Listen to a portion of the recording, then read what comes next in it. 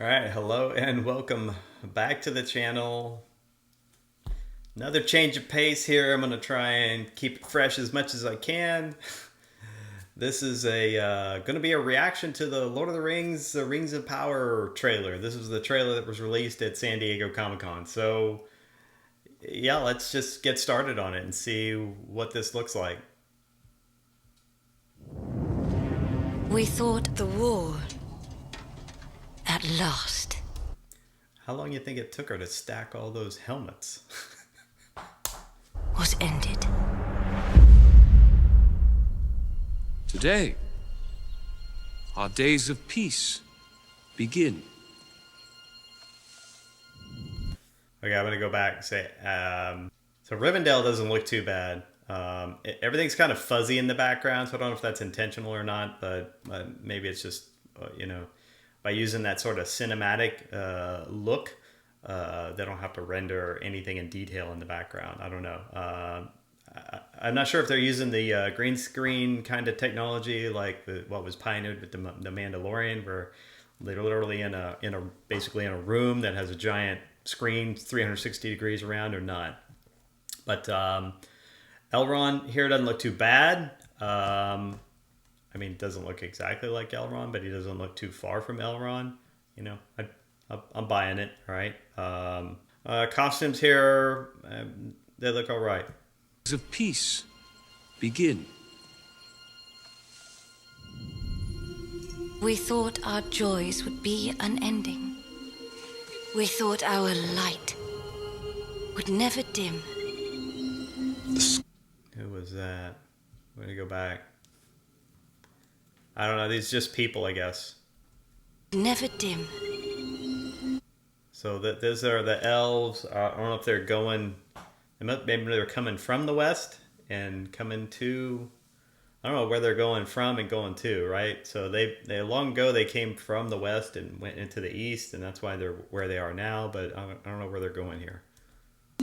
And maybe they're leaving Numenor and sailing somewhere, or they're sailing to Numenor. I don't know. Are strange. So I don't know who this dude is. He's got weird ears. He kind of looks like a hobbit, but I'm just gonna say they're, we haven't seen any black hobbits before, so I don't know what's up with that. But yeah, and again, I don't know who this guy is. He's got an arrow, so he hunts. We haven't seen the hobbits going out and doing any hunting with bows and arrows before, but maybe they have that technology and we just never seen it. Oh, by the way, there's no hobbits in the Second Age, so if this guy is a hobbit, he shouldn't even be here at all. All right, we know this guy. Oh, let me pull him up real quick. Pull up IMDB. It's Don Lemon. That's all I know. It's the Don Lemon elf. Here, this is better. It might be this guy, Arondir. No idea who he is, but everybody just calls him the Don Lemon elf. Yeah, right here. That's him. Okay. Again, you want to talk about this, we could jump into this real quick, but, if we go into the Tolkien fans on Reddit, we can look for the description of the elves, and let's just basically go over there. What did elves look like? Did they have pointed ears? Were they all Caucasian in appearance? Okay, I think I remember reading somewhere, not totally sure though, that Sylvan elves had brown or tanned skin, or being they were of the same origin, I suspect it's possible that Sindar and Telerae might have also had darker skin than the Noldor and the Vanyar. Okay, nobody knows where he's getting this from though. Maybe I just don't remember, but I can't recall any time Tolkien specifically described elves as looking white, except for the Vanyar, who are supposed to be blonde. Okay, he does use terms like fair, which is true. He uses terms like fair to describe the elves, but I've always taken this as meaning beautiful and not referring to a fair complexion. Possible. But also we got to keep in mind where basically the myth is coming from. Where is this originating? This is basically, Middle Earth is supposed to be an analog for Europe. Okay, and most of the people in Europe are fair skinned. Just throwing that out there. All right. Also seems like what we know about the appearance of the elves is they were generally taller than humans. Most Noldor and Teleri had dark brown or black hair. Vanyar had blonde hair, and some Teleri, they were generally better looking than humans, though perhaps not all of them were beautiful. Most of them had gray irises. All right. There was also this guy who's commenting on, etymologies and the related words of ear and leaf. And this comment below says that strongly suggests that they did have pointed ears. As I looked up some more and found Tolkien described elves as having fair skin. That makes sense considering elves wouldn't need melanin to protect themselves from cancer, since being immortal beings, they're immune from cancer. And they wasn't any sun when they first awoke. So these are supposed to be basically immortal beings. Real quick, I found something when I was going through the video that I needed to address. So just breaking in here, this is a post that it's really directly on topic, skin color in Middle-earth. So let's just read through this. Okay, the question was specifically about elves and dwarves, but I'm broadening the post to include all people in Middle-earth, blah, blah, blah, blah, blah. All elves are described as having fair/white skin. To be honest, I'm not sure if it's straight up explicitly said all elves are white, but every elf we meet is described as white. And so many scholars, including those who were writing during Tolkien's lifetime, state this. So I can't imagine that Tolkien wouldn't have corrected them if this was false. The most variation we see among elves is their hair and eye color. All right. The three fundamentals groups of elves are the Vanyar, the Noldor, and the Teleri, and they are all fair-skinned. I see no reason why other skin colors would have developed later on. So I think it's pretty fair to say that even in the third and the fourth age, all elves have fair skin. But it goes on. This lack of racial diversity in Middle-earth has motivated some to accuse Tolkien of being racist. And while that is an interesting debate, and there isn't space to get into this post, in the case of ethnic and racial representation in Middle-earth, it's important to keep in mind that Tolkien was creating an English mythology. Exactly. I said this is an analog for Europe. So there's some truth to the argument that for the time period he wanted the stories to take place in, it simply wouldn't make sense for there to be much racial diversity. But like I said, the racism debate is a topic for another post, blah, blah, blah, blah, blah. Okay, so some people are going to paint Tolkien as racist, but again, he was creating a mythology for England specifically and Europe. And again, during the time when this would have taken place, I mean, even if you had gone back to either England or Western Europe, for 1,000 years before Tolkien lived, everybody would have been white, basically.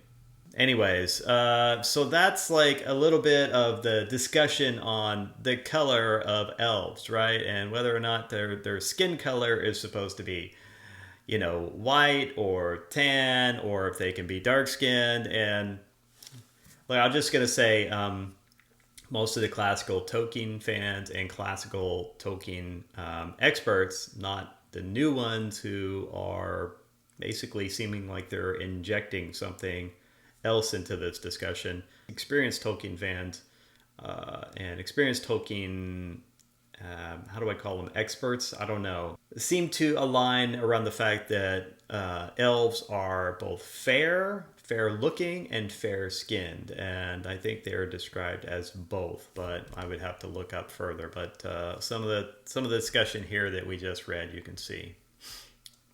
All right, let's get back to it. It is here, Galadriel, the moment we feared. Okay, so this is one of the seeing stones. It's a Palantir.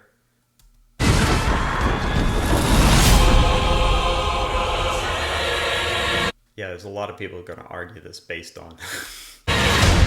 Unfortunately, it seems very loosely based on, because if you haven't been following this, what Amazon seems to be focusing on here is the Second Age, and yet, or maybe just like the first part of the Second Age, and yet they're actually smashing things together that happen literally thousands of years apart and placing people together. At least it looks like you're going to be placing people together that, again, thousands of years apart. So, yeah, one really begins to wonder about their Tolkien experts and what lore they're actually using. Evil does not sleep. It wakes. All right, so this is getting a lot of traction too. If you don't know who this is supposed to be Sauron, or actually, in the Second Age, Sauron is known as Annatar. All right, so how is Annatar described? All right, so if you don't know, Annatar basically went to the Elves of Rhegion, and he was supposedly a very fair-looking person. Again, Sauron had better fortune with the Noldor of the Eregion, and especially with Celebrimbor, I don't know about that part, who desired in his heart to rival the skill and fame of Feanor, the cozening of the smiths of Eregion by Sauron, and his giving himself the name Annatar, Lord of Gifts. All right. In Eregion, Sauron posed as an emissary of the Valar. Now, the Valar are basically like the gods to the elves. All right. The Valar are people that I don't know, they're like the immortal beings that still live in the West. Sauron also named himself Aulendil. Galadriel was not deceived, saying that this Aulendil was not in the train of Aule in Valinor. So there were some people who were like, hey, I don't know who this guy is, but he claims to be a pupil of the Aule, of the Vala, of crafting, and I don't believe him. Anyway, Celebrimbor and the rest of the elves of Eregion, except Galadriel and Celeborn and her daughter Celebrian, and possibly very few of her very, very true loyal followers, took him for what he represented himself, savior of the Middle Earth sent by the Valar. Galadriel was suspicious, but she didn't find out about his real identity until he wore the One Ring and unintentionally revealed his real identity to Celebrimbor through the Ring network. Now, so in any case, that doesn't really answer what he looked like. Let's see if we have the appearance of Annatar. Okay, as for those who don't know Annatar, he is Sauron, who disguised himself by putting on a fair hue and deceiving the elven smiths of Eregion so that he could forge the rings of power and control them. So I've never heard a description of him, though. I would think that he'd look fair and he would have a sweet tongue like Saruman, but way more powerful. That's actually an interesting take on this, is that, yeah, he would be able to manipulate people with just the words that he says. He would have basically silver-tongued devil, right? All right. In any case, let's go back to the trailer. But the point is that, look, here's my issue with this guy who's supposed to be Sauron, which is actually supposed to be Annatar. First of all, why the hell does he look like a cross between Slim Shady and a goat? What in the hell is going on here? Like, what did they do? I don't understand what's going on here. All right. Secondly, what is up with this dude's hair? Like, if he lives in the Second Age, they got barbers with like razors for buzz cuts and stuff. Like, where the hell is that coming from? Why in the hell would Annatar have a buzz cut? This shit makes no fucking sense at all. Let's get Fatal J's take on Sauron / Annatar, though, right? So you can see Fatal J says, "Wow, blame and drunk 3PO for me going in on Sauron, aka Slim Shady Eminem, in the brand new Rings of Power." I seriously cannot believe they did this. We have Annatar right here. You know, who's supposed to be Sauron in disguise, who's supposed to trick the Numenorians and bring down the Numenor civilization. Then you have right here Eminem, $1 billion rap star, wordsmith lyricist, and can rap his pants off. So you can see, like, look, everybody is making this connection. We can start going through Twitter. Rings of Power, Sauron being revealed to have shapeshifted into Eminem. Here's an appropriate edit. Victory was near.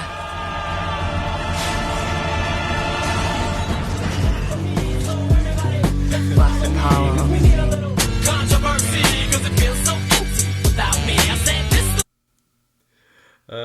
So we get to this part here. Cause it feels so empty without me. Little hellions, get. You can see Someone has remixed the Lord of the Rings with a little Eminem over it, and I think that's hilarious. This isn't lost on anyone at all. Sauron in the new Lord of the Rings, Sauron doesn't have a form. They could have literally picked anything, and they went with gay Eminem. Okay. I don't know if this makes me think he looks gay Eminem. I think he looks like goat Eminem here. Seriously, like, I just want to see, like, pointy ears pop up from underneath this hood or whatever it is. Because I think that's honestly, like, with the nose and everything and just the angle of the face, that's what it looks like to me. I don't know. It's so weird. Totally, again, not lost on anyone, though. Tons of comments all over Twitter. Oh, please don't tell me this Eminem lookalike is supposed to be Sauron. Annatar is never described in detail by Tolkien. He is said to have taken on a fair form to seduce the elves. So this guy looks like he's one puff away from a crack overdose. Yeah, I mean, look at this guy. Like, that... Like, you think the elves are going to look at him and go, wow, look at this guy, he's, like, amazing looking. No, not at all. What in the hell? I don't know. Wife watched the new Ring of Power trailer. It said Sauron was Eminem. With the Rings of Power, Sauron revealed to have shapeshifted into Eminem. There's the edit. Yeah, Amazon spent the GDP of an entire nation to produce Lord of the Rings show where Sauron looks like malnourished Eminem. Oh my god. It's hilarious. All right. So let's finish out the trailer here. Let's see if we can get through this. Beyond the darkness, tempting shadow to bury us all beneath the mountain. All right, so I wonder if we're gonna see the elf lady, Have you heard of him, lad? Have you heard of Sauron? Again, I don't know. Like, it's weird. It's weird for anybody, like any man or even Numenorian or anyone. So this guy could only be either a man or a Numenorian. It'd be weird for anyone to know him by the name Sauron because he doesn't go by that name yet, all right? If he hasn't revealed himself yet, which doesn't basically get revealed until after he forges the rings and all that, again, this doesn't make any sense to use that name. I get why they may be using it, but this thing's a cluster.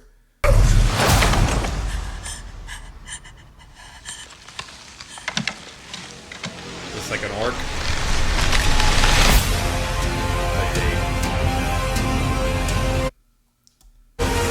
This kid who has the broken blade, which hasn't even been forged yet. Again, like, don't know why he's got this broken blade that they're doing this again. Let's just take the lore and just chuck it out the back. Take it out back. Beat it with a baseball bat. Take a dump on it. Okay, so I don't know what's going on there.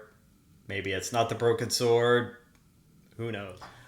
Alright, the video is getting long, so I'm going to split it here. So if you want to see the second part of the Lord of the Rings, Rings of Power reaction to the trailer, the San Diego Comic-Con trailer, I'm going to put a card up in the upper right hand corner, and I'll put a link actually in the video as well. So links to everything that I referenced in the video and a link to the second part in the video. And I hope you enjoyed this. As always, smash the like button and smash the subscribe button to smash the narrative. I'll see you on the next video.